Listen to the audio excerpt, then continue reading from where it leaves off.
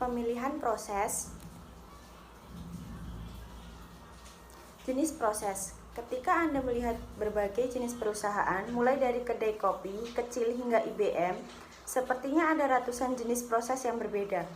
Beberapa lokasi kecil seperti Starbucks lokal Anda, dan beberapa sangat besar seperti pabrik Ford Motor Company. Meskipun tampaknya ada perbedaan besar antara proses perubahan, banyak yang memiliki karakteristik pemrosesan tertentu yang sama. Kedua kategori ini berbeda dalam hampir semua hal. Operasi intermittent. Operasi intermittent digunakan untuk menghasilkan berbagai produk dengan persyaratan pemrosesan yang berbeda dengan volume yang lebih rendah. Contohnya adalah bengkel bodi mobil, bengkel perkakas dandi, atau fasilitas kesehatan. Karena produk yang berbeda memiliki kebutuhan pemrosesan yang berbeda. Tidak ada rute standar yang dilalui semua produk melalui fasilitas tersebut. Sebaliknya, sumber daya dikelompokkan berdasarkan fungsi dan produk yang diarahkan ke setiap sumber daya sesuai kebutuhan. Pikirkan tentang fasilitas kesehatan. Setiap pasien produk diarahkan ke departemen yang berbeda sesuai kebutuhan. Satu pasien mungkin perlu mendapatkan ronsen, pergi ke laboratorium untuk pemeriksaan darah, dan kemudian pergi ke ruang pemeriksaan. Pasien lain mungkin pergi ke ruang pemeriksaan dan kemudian ke terapi fisik. Repetitive operation atau operasi berulang.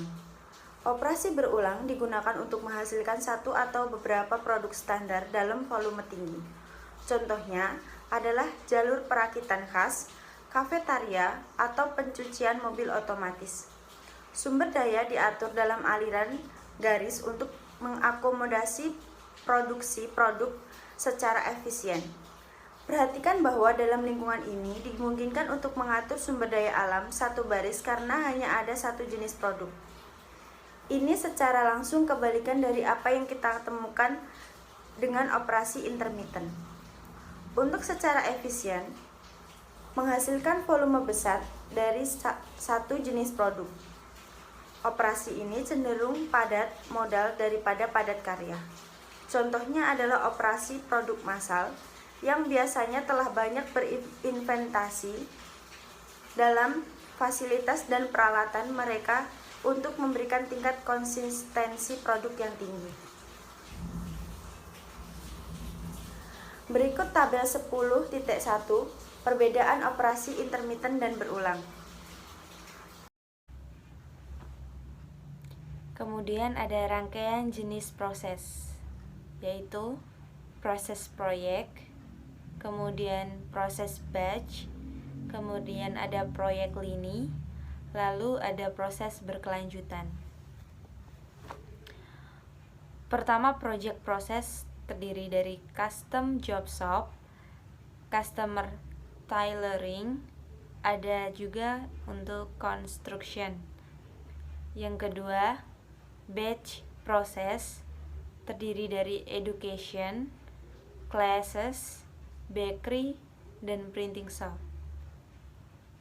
Ketiga ada line process, yaitu assembly lines dan cafeteria. Yang keempat ada continuous process, yaitu oil refinery dan water treatment plant.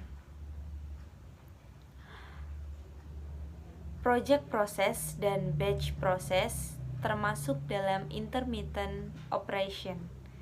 Kemudian line process dan continuous process merupakan kelompok repetitive operation.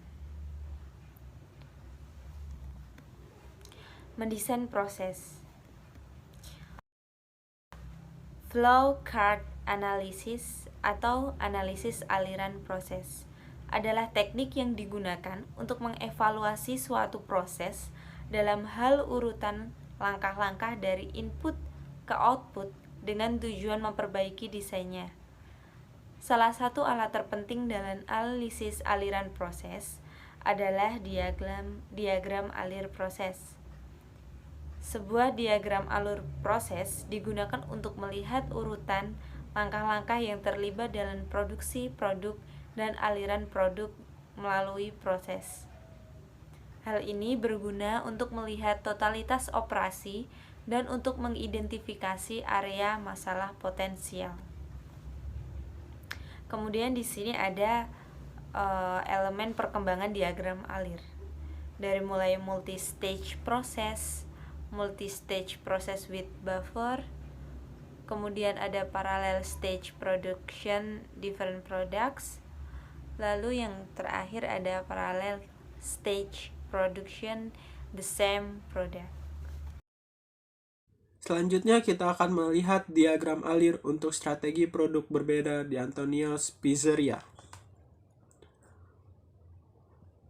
Metrik kinerja proses. Cara penting untuk memastikan bahwa suatu proses berfungsi dengan baik adalah dengan mengukur kinerjanya secara teratur. Metrik kinerja proses adalah pengukuran karakteristik proses yang berbeda yang memberitahu kita bagaimana kinerja suatu proses. Sama seperti akuntan dan manajer keuangan menggunakan metrik keuangan. Manajer operasi menggunakan metrik kinerja proses untuk menggunakan bagaimana kinerja suatu proses dan bagaimana proses itu berubah dari waktu ke waktu. Ada banyak metrik kinerja proses yang berfokus pada berbagai aspek proses. Berikut tabel proses performance metric. Metrik kinerja proses dasar adalah waktu throughput yang merupakan jumlah rata-rata waktu yang dibutuhkan suatu produk untuk bergerak melalui sistem. Ini termaksud waktu seseorang mengerjakan produk serta waktu tunggu. Waktu throughput yang lebih rendah berarti lebih banyak produk dapat bergerak melalui sistem. Salah satu tujuan dari perbaikan proses adalah untuk mengurangi waktu throughput. Misalkan perkiraan tentang waktu yang dihabiskan pada janji temu dokter terakhir Anda. Kecepatan proses dihitung sebagai rasio waktu throughput terhadap nilai tambah waktu. Berikut adalah rumusnya. Proses velocity sama dengan throughput time dibagi value dikurang edit time, di mana waktu nilai ditambah adalah waktu yang dihabiskan untuk benar-benar mengerjakan produk. Perhatikan bahwa semakin dekat rasio ini dengan 1,00,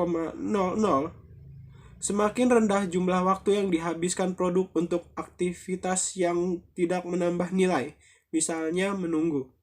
Sekali lagi, ingat janji dokter terakhir Anda. Berapa nilai tambah waktu itu? Berapa waktu throughputnya? Dapatkah Anda memperkirakan kecepatan proses? Terima kasih.